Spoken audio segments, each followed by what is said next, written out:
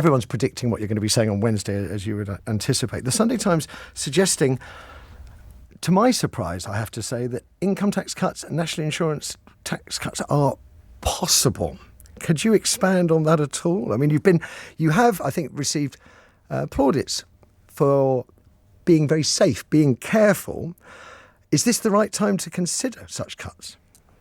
I mean, if you read the papers over the last few days, I think every single different tax has been predicted as something that's going to be in my package. And I think it's important people don't get carried away.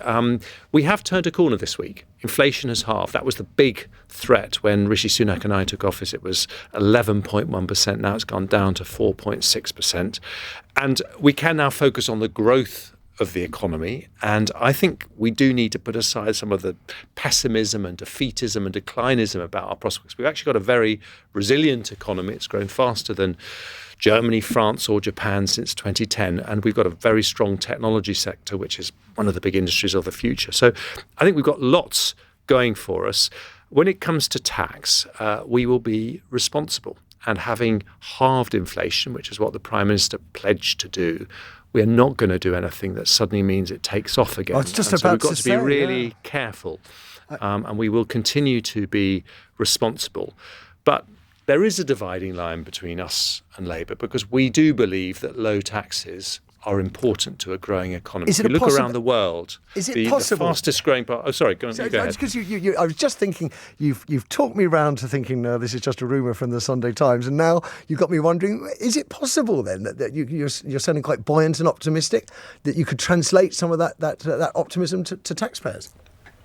Well, I think I will say this, that if we are going to be a successful economy, look around the world, the most dynamic, vibrant, energetic economies tend to be in North America and Asia rather than in Europe. And that is linked to the fact that they tend to have lower tax burdens in those countries. So I would like to see lower taxes over time. But, we're not going to throw away the hard work of the last year. I hear you.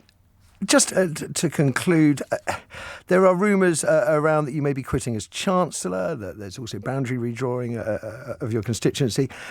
Are we likely to see you stand as an MP at the next election? Will you continue in politics?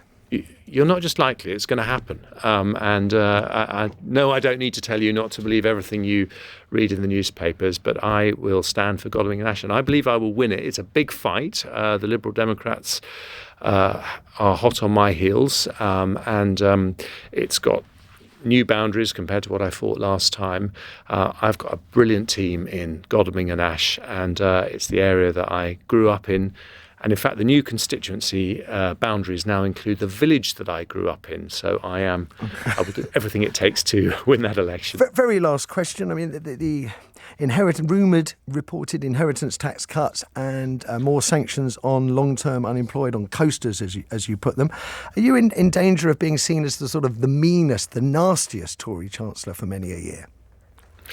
No, I don't believe so. I'm not going to talk about individual taxes, if you don't mind, Matthew, because that will just fuel lots more trees being felled for lots more newspapers printing their front pages. But let me talk about benefit and the welfare system. It is wrong that in an economy where we have nearly 1 million vacancies, we are signing off more than 500,000 people every year in, year out, onto benefits without any obligation to look for work, even though many of them say they would like to work. Now, lots of them have mental illness or disabilities, and what I announced this week is we're going to spend £2.5 billion helping more than 1 million people with things like mental health treatment to get them back into work.